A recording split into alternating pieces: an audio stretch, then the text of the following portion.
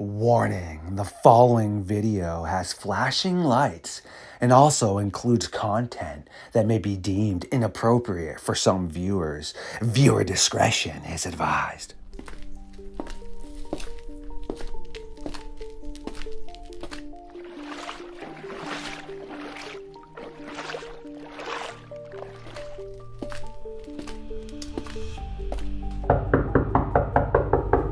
William Scott White, yes, an official scientist of the Midnight Society and also member of Midnight Lycanthropy podcast, once again has decided to allot some time to us and awaken me from my slumber as we again get ready to go Dogman and werewolf hunting.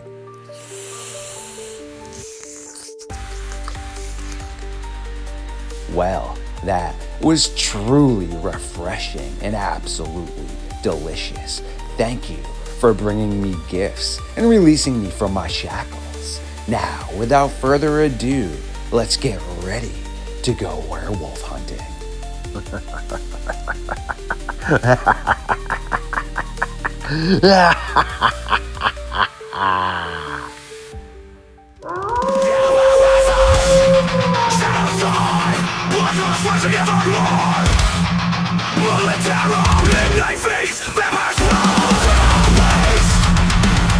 Stood up. I said, oh my god, it's a werewolf. And everybody in the car freaked out.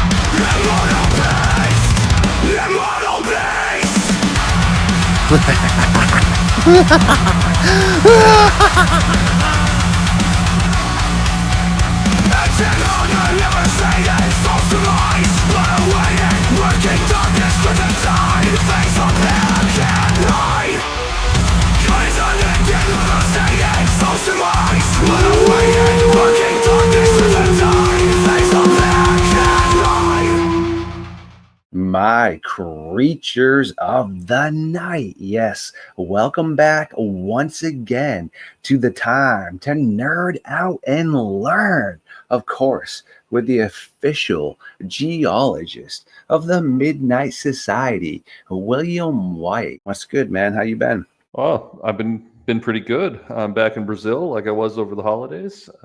Shorter visit this time, but yeah, can't complain when that's happened in my life.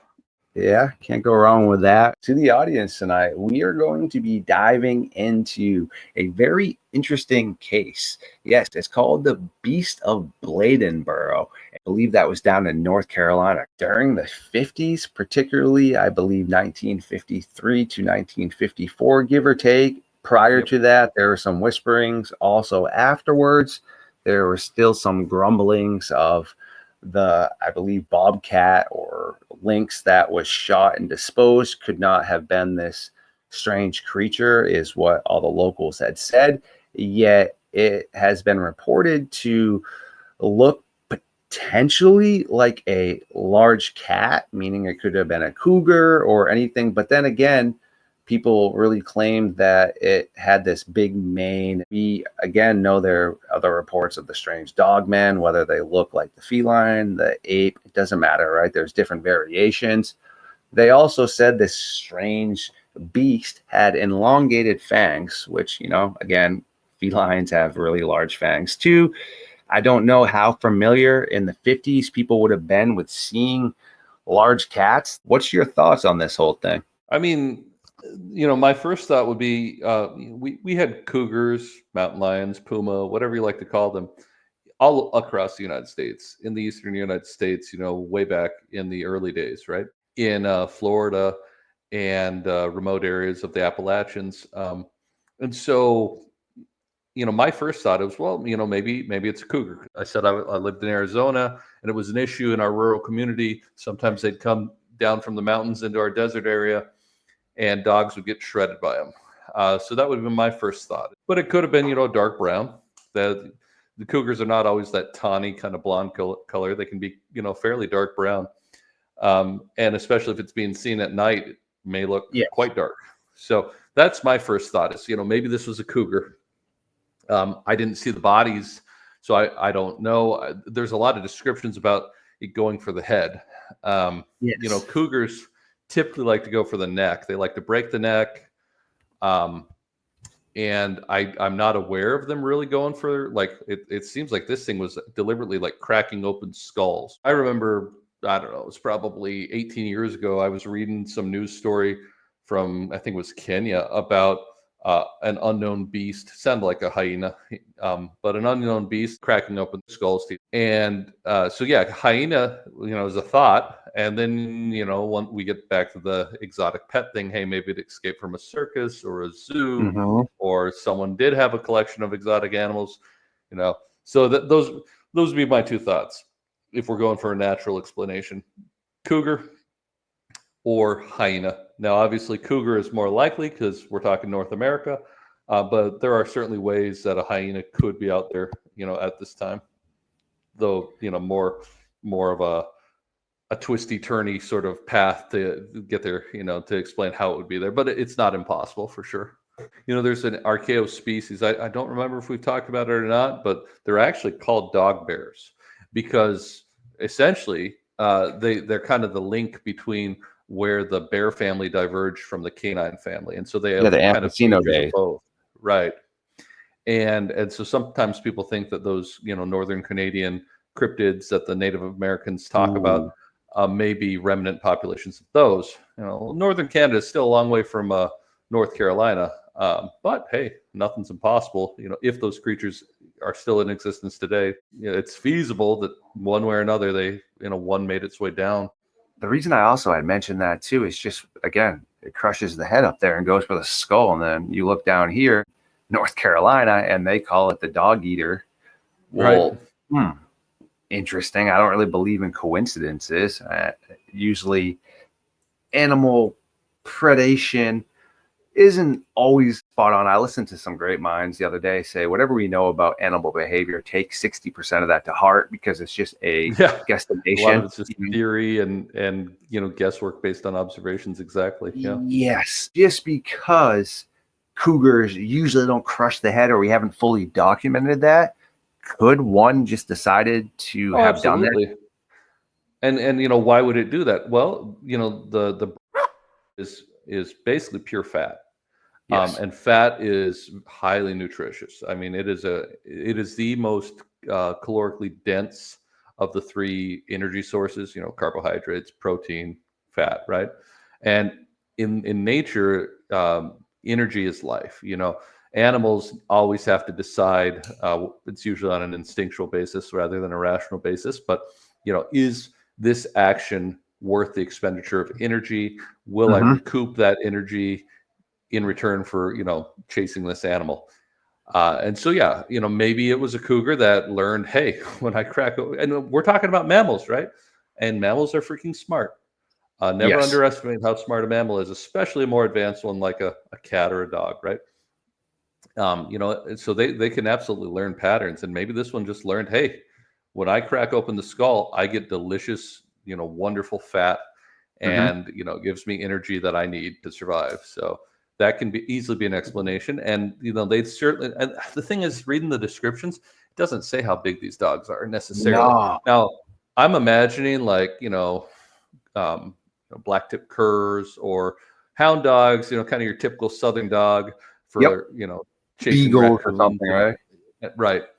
And those would be medium-sized dogs. For all we know, these could be fairly small dogs, and Yep. their skulls may not be all that difficult to crack open anyway. Um, but either way, I would think that a large cougar would have the jaw power to crack open most canine skulls if it wanted to. So Very acute observations right there. Why is it, do you think, so many holes are left in some of these reports, old school and new school? Do you just think it is a poor journalist or reporter, or do you think those details just weren't available? I think a lot of times it's because people just take it for granted that you would know, what a dog, what kind of dogs are common in North Carolina, right? A Gotcha. local reporter writing about it in 1953, probably knows that most everyone owns. I'm just spitting it out there, but a coon dog or Hmm. like I said, a black tip cur or black nose cur, whatever they're called. Some of these very traditional hunting dogs that people use to like tree, animals up in the tree so they can shoot them. Um, And that's my theory, is that, the reporter it's the same, when you read like ancient writings from the Romans, sometimes it's like, well, why don't you tell me the details? Well, they don't tell you the details because they assume that the details because you live in the year 40 AD or whatever.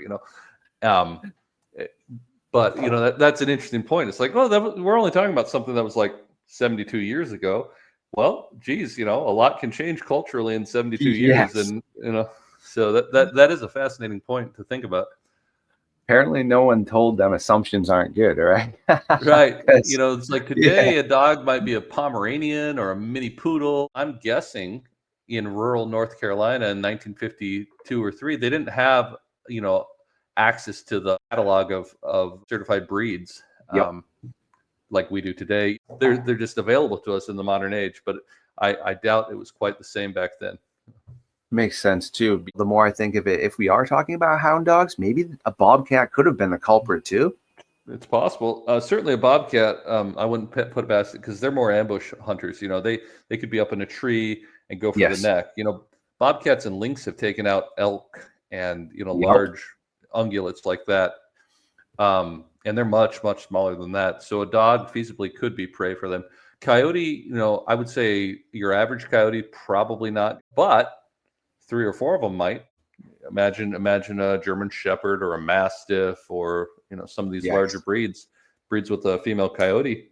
Well, you're going to get a coyote that may be 80 pounds or 90 pounds instead of 55 pounds, and that's a much more threatening animal to both domesticated animals and to humans. So, like I said, ambush predator.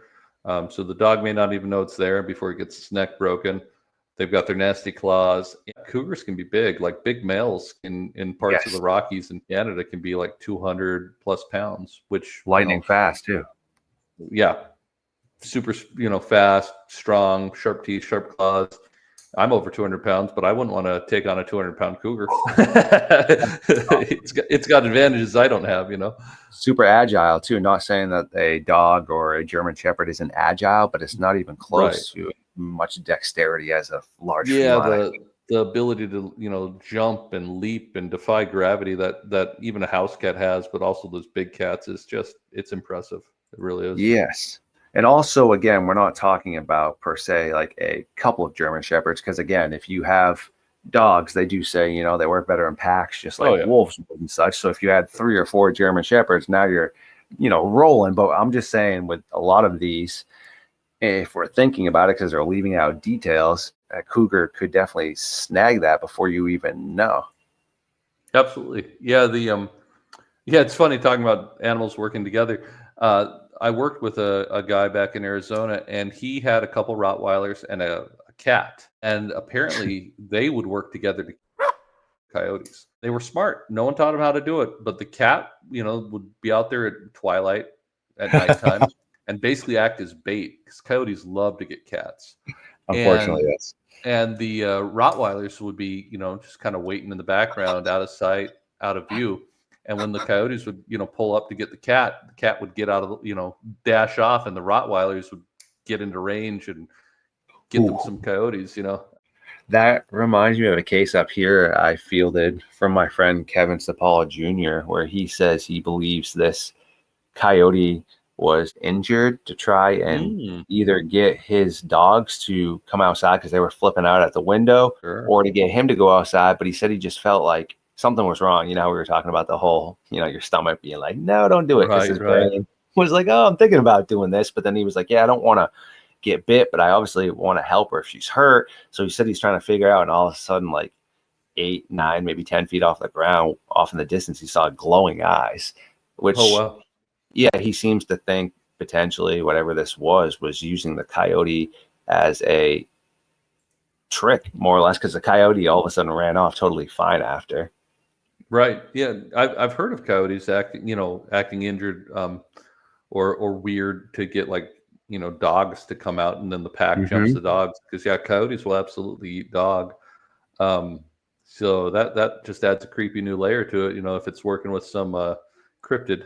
Really bizarre, because you're looking at the behaviorisms where whatever this is using it potentially as bait. And if you Mhm. look at Europe or the Dogman people coming over, like the Cynocephali, I'm not even talking about like the Loup-Garou and the Rougarou. I'm talking Sure. about way before then, which then could potentially explain why you have these turf battles between Squatches and Dogman, where their territories seem to overlap, but also they seem to have problems with each other. I just found that to be very interesting. Absolutely. Well, is there anything else you would like to touch base on tonight before we let you get back to your wife and your family and the good old vacation you're on?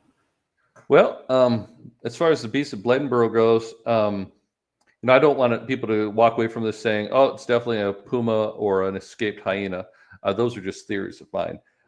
It could very well have been something else, but because of the lack of information, we just don't know. So, unfortunately, or maybe fortunately, they did shoot at least one bobcat or lynx. Try to put the blame on that animal. I I don't know that I would believe that it was a bobcat or a lynx myself. So. But for anyone who's listening, go look it up. It really is an interesting case. Even if it is just a normal North American animal or an escaped zoo animal, it's fascinating because it kind of terrorized an entire region for at least a year and a half or so. Thank you for once again tuning in and hanging out. Yes, we do need to allow our geologist and, of course, one of our residential scientists to get back to things he needs to attend to. He is on vacation with his wife and still allotted time to come sit down and hang out with us as we again stuffed everyone's good old brain with some really quality information. No worries though, William is a bi-weekly host. Go down to the good old playlists, yes, and look for William White, or even look for the Midnight Society Science Team. You can get caught up on all the great things we already have covered here and be on the lookout for much more that is cooking up in the good old oven. Thanks for hanging out tonight, man. I appreciate you. You're welcome. It's always good.